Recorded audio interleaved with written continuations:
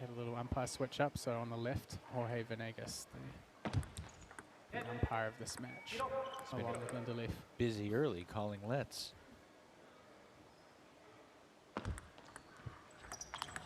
Good start for Sasha. Russian here in your mind? Obviously, when you're playing a left-hander, looking for opportunities to catch them out wide on the forehand. So dropping short to the forehand, putting pressure on the backhand, and then opening up into that wide forehand. A bit of a nightmare for a lot of lefties. And we can see that he's already started off by doing that. It all up. He's 16-5 so far in singles games. Only was for the first time they see each other in MLTT in a singles match too.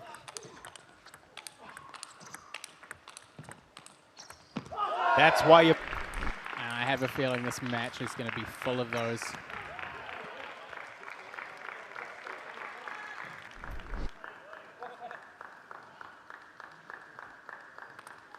Sasha currently 9-9 in games MLTT singles so far in his career.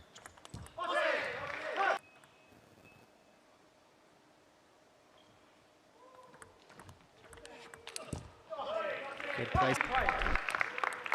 Just a little into the elbow there.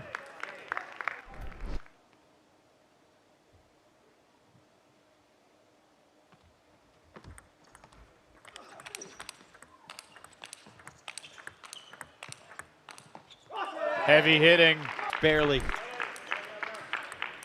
got to feel in these big rallies that Enzo has a slight advantage, just for that extra little bite that he gets in his forehand contact.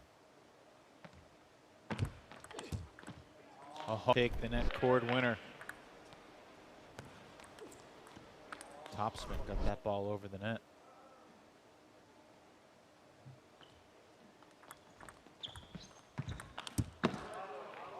Good half. Always important when you're picking up those half-long attacking shots. Lee seized control of this opening game. Certainly keeping the local Chicago crowd here a little quieter.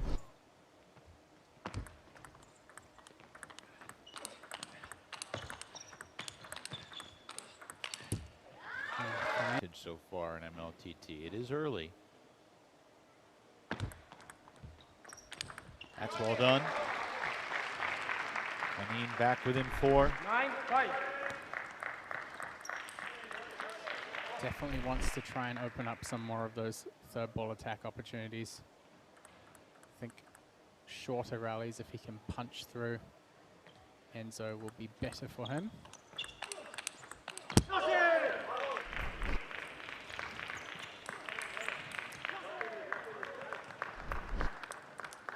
Game points here for Enzo Angles.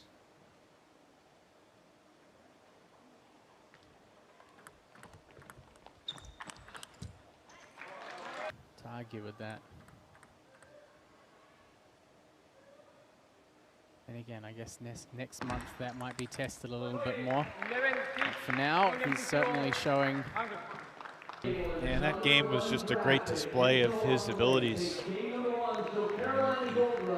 He can play big hitting from the backcourt. He can win points from over the table. Yeah, he certainly showed his strength in the open rallies. You know, both of them backed off half distance from the table. This was a golden game, the first 4 points. Khanin won 3 of the 4, but obviously it was all Enzo after that. Yeah, I mean, there's such a difference. I actually spoke with the Princeton Revolution guys after their match, and we were talking about how different it is, the approach to a whole singles match and to the Golden Games, and you know, the Golden First couple of months.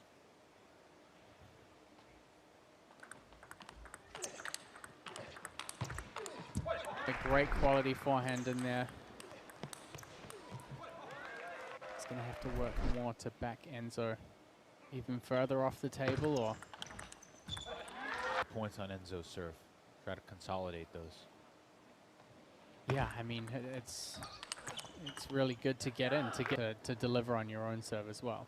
Because we have seen players come out here, especially in the golden game, and make service errors. And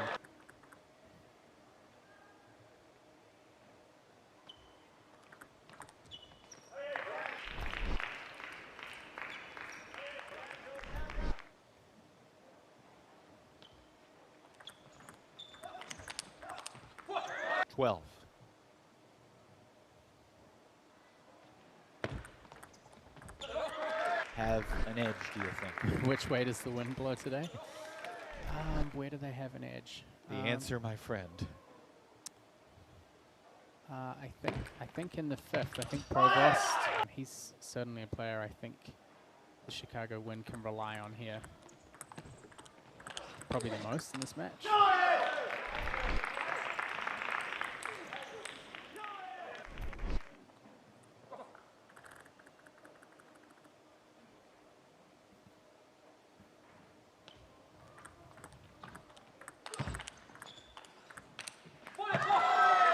Here after that point's Emily Tan, very vocal supporter of the team.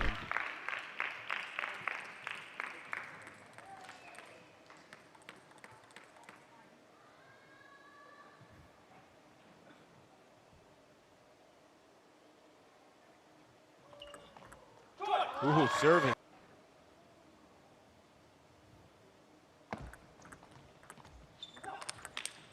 Great at the start of the point with power and with those angles.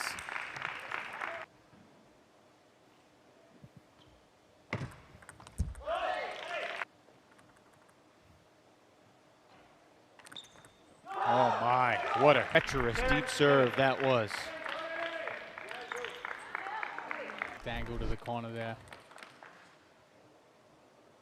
It's going to tie things up and add some pressure here.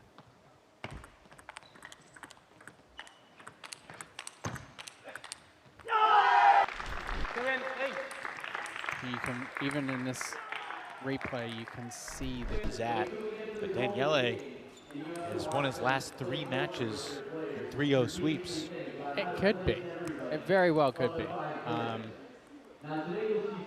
Yeah. Oh, I think style matchup-wise, Jeremy is so good with placement and with yeah. All right, Khanin down by 1. It's a big hitting out of the changes in placement from Khanin. He got Enzo off the counter attack and onto the more passive and more defensive.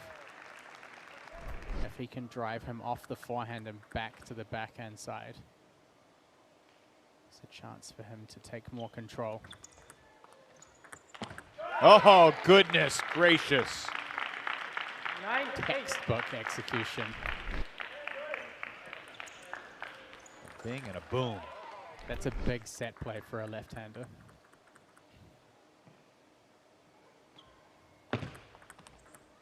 What a return from Khanin. Sent Enzo lunging and he couldn't get there.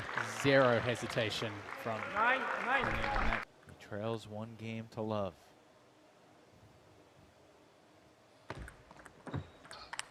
That will do it. More of those and he'll take game 2. Great serve variation. Pops up the return. 2nd straight winner to the forehand side. It's a great place to go against the lefty. Forehand corner. Game point. And he's got it. Turned out for Eric Owens. Khanin was down 8-7 when he took the timeout. He was quickly down 9-7 after that. But he comes from behind to take game 2 and create a very intriguing rubber game ahead. Perfectly. Some great forehand attacks from him. Sometimes down the line, just getting that forehand corner exposed and then finishing things up as well with that great placement right down the middle of the table.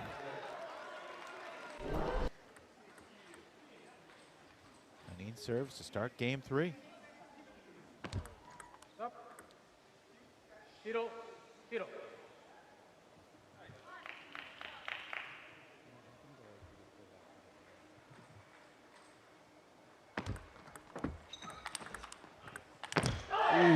big flooring. That wide forehand ball back. 0-1. And Sasha Really opens up opportunities for him. Net. 0-1.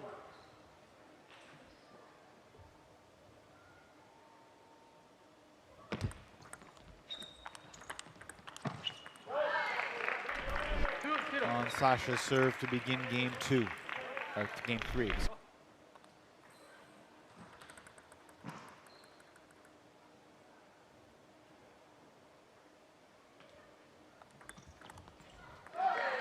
First game, takes the first 3 points. And this time aggressive, but looking to just guide the ball wide to the forehand. And you can see him already getting ready, anticipating the ball to come back cross court.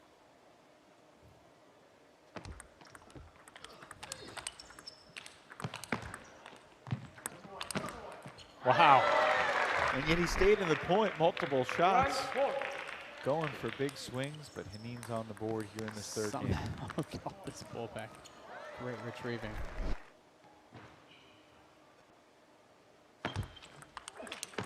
Oh, Sasha! Incredible is right. 4-2. Even Enzo with a little nod of respect.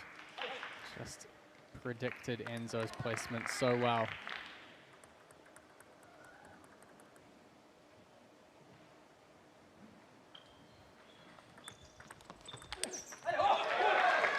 Use before the Golden Game. And you can't take more than one timeout in a single match.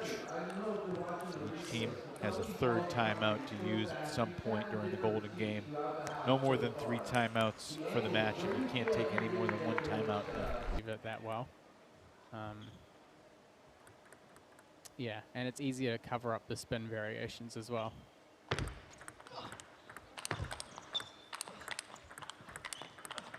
Enzo looking wide forehand corner again. Sasha up to the task, and that has been the corner for Sasha's success. 4 straight for Chicago to tie it up. Net. 4-4. Led on the serve. Game all, 4 all. Khanin again, inside.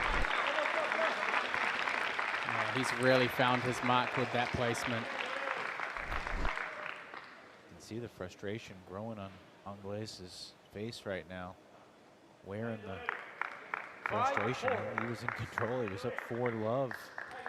Now down 5-4.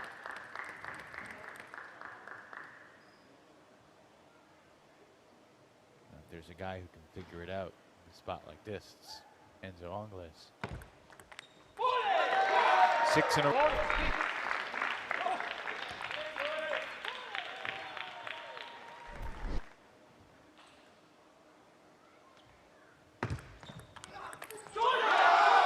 There's some pressure on Enzo to be the one taking more risk here now. Hasn't been able to execute these last few points. 4 in a row since the timeout. 7 in a row overall, but Anglais goes to the towel, back within 2.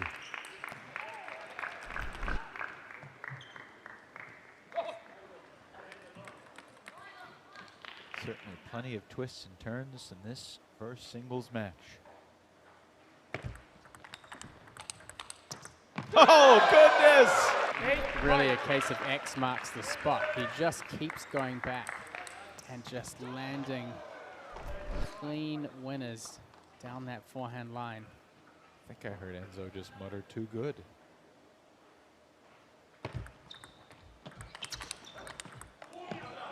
And he connects again out to the wide forehand. 5-9. Down that forehand line have just been super effective.